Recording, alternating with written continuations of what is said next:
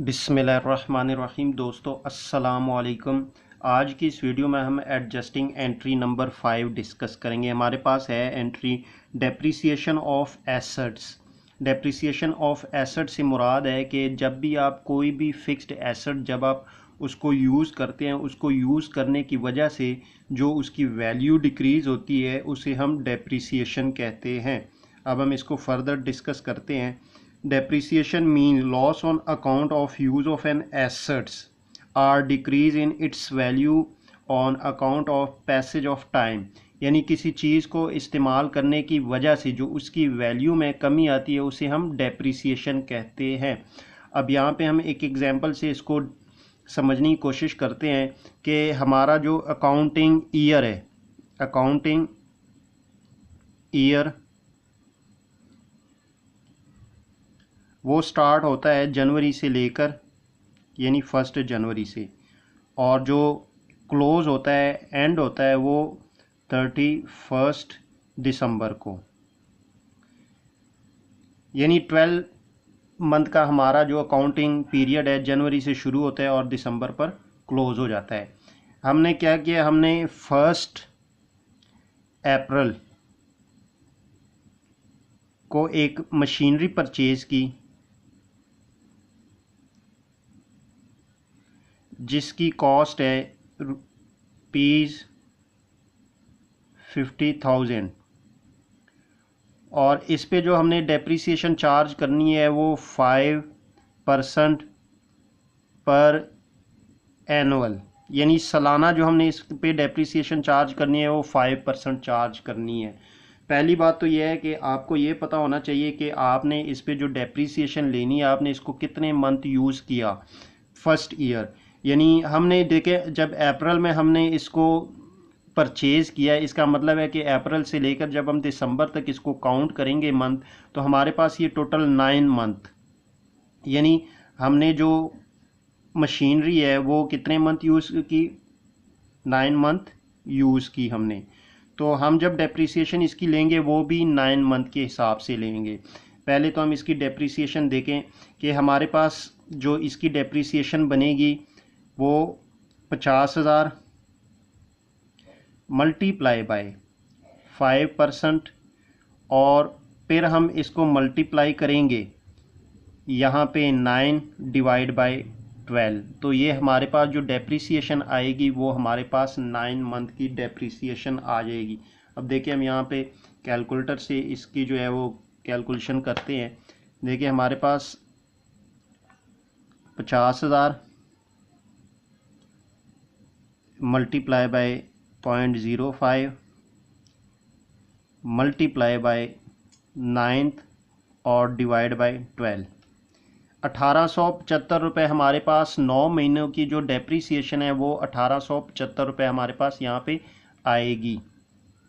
1875, ये हमारे पास 1875 रुपये इसलिए आई है कि देखें हमने इसको जो डेप्रिसिएशन चार्ज करनी थी वो 9 महीने की चार्ज करनी थी, क्योंकि हमने इसको परचेज़ किया था अप्रैल में, 1 अप्रैल में।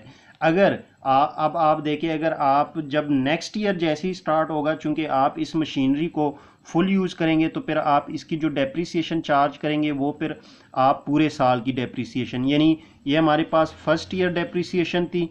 अब हमारे पास जो सेकंड ईयर इसकी डेप्रिसिएशन होगी, सेकंड ईयर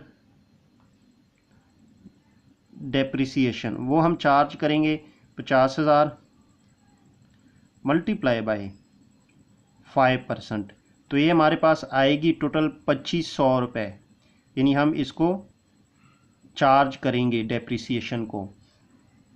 अब ये जो हमारे पास 1875 रुपये आए हैं या 2500 रुपये आए हैं, अब बेसिकली ये हमारे लिए एक्सपेंस है। जब भी आप प्रॉफिट एंड लॉस अकाउंट को प्रिपेयर करेंगे तो ये आप जो एक्सपेंस वाली साइड है वहाँ पे आप 1875 रुपये रिकॉर्ड करेंगे, और जब आप बैलेंस शीट प्रिपेयर करेंगे तो बैलेंस शीट में जो आपके पास मशीनरी अकाउंट होगा उसमें से आप डेप्रिसिएशन माइनस कर लेंगे, तो आपके पास जो है मशीनरी की नेट वैल्यू आ जाएगी। अब यहाँ पे हम देखते हैं कि हम उसको कैसे यहाँ पे रिकॉर्ड कर सकते हैं।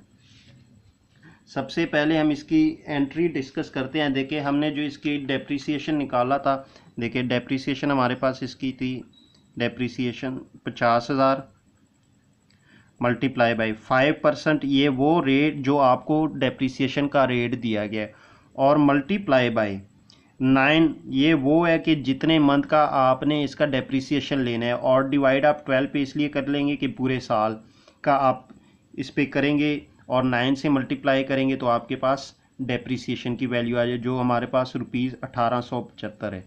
अब यही डेप्रिसिएशन की जब हम एंट्री पास करेंगे, जर्नल एंट्री, तो हमारे पास इसकी होगी डेप्रिसिएशन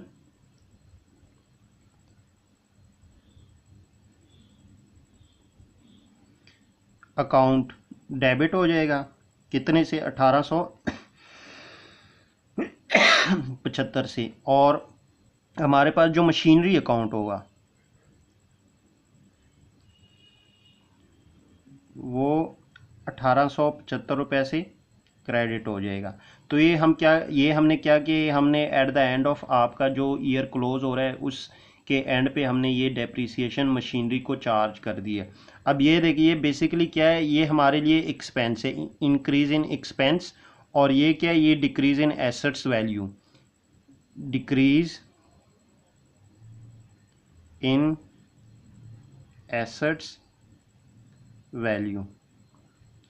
तो अब जब भी आप trading and profit and loss account prepare करेंगे तो वहाँ पे आप डेप्रिसिएशन एक्सपेंस के तौर पे लेंगे, और ये जो डेप्रिसिएशन है आप बैलेंस शीट में इसको जो है मशीनरी में से माइनस कर लेंगे, क्योंकि इसका डबल इफेक्ट होता है, तो इसलिए हमें इसकी दो जगहों पे जाके रिकॉर्ड करना पड़ता है। अब हम इसको देखते हैं कि हमारे पास सबसे पहले हम trading and profit and loss account को देखते हैं।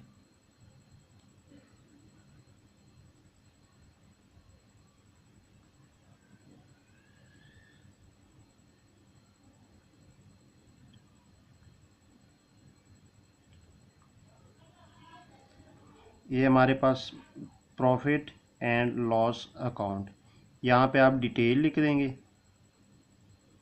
और रुपीज़ लिख लेंगे, इसी तरह यहाँ पे भी आप डिटेल लिख लेंगे और यहाँ पे भी आप साथ में रुपीज़ लिख लेंगे। अब ये हमारे पास जो डेप्रिसिएशन है ये हम यहाँ पे लिखेंगे 1875 रुपये, क्योंकि ये हमारे पास डेबिट, ये हमारे पास एक्सपेंस वाली साइड है, और ये क्रेडिट, ये रेवेन्यू वाली साइड है। तो इसी तरह आप जब इसके लिए बैलेंस शीट को प्रिपेयर करेंगे तो आपके पास बैलेंस शीट में जो होती है वो दो साइडें हमारे पास होती है, एक हमारे पास एसेट साइड होती है और एक हमारे पास इक्विटी साइड होती है। ये हमारे पास जो है एसेट साइड है और ये हमारे पास इक्विटी साइड है। तो यहाँ पे आप लिख लेंगे एसेट्स और रुपीज़, और ये इक्विटी में आपके पास जो लायबिलिटी प्लस ऑनर इक्विटी, और यहाँ पे भी आप रुपीज़, यहाँ पे आप बैलेंस शीट। अब ये जो हमारे पास एसेट्स है, यहाँ पे हमारे पास एक मशीनरी अकाउंट होगा, मशीनरी अकाउंट होगा, और उसकी जो वैल्यू होगी वो 50,000 होगी। इसमें से हम लेस कर लेंगे डेप्रिसिएशन 1875 रुपये, जो हमारे पास इसकी बकाया जो वैल्यू बनेगी वो हम यहाँ पे नोट कर लेंगे। 50,000 माइनस 1875, ये हमारे पास 48,125 ओनली, यानी ये हमारे पास एसेट्स की वैल्यू जो है वो हम जो बैलेंस शीट में वहाँ पे रिकॉर्ड कर लेंगे। अब नेक्स्ट ईयर जब आप डेप्रिसिएशन लेंगे वो आप फुल जो है ईयर पे चार्ज करेंगे, यानी डेप्रिसिएशन, क्योंकि हमने पहले जो है ये 9th मंथ की डेप्रिसिएशन ली थी। नेक्स्ट ईयर जब आप इसको फुल यूज़ करेंगे मशीनरी को, तो फिर आप फुल ईयर इसकी जो है डेप्रिसिएशन इसको चार्ज करेंगे।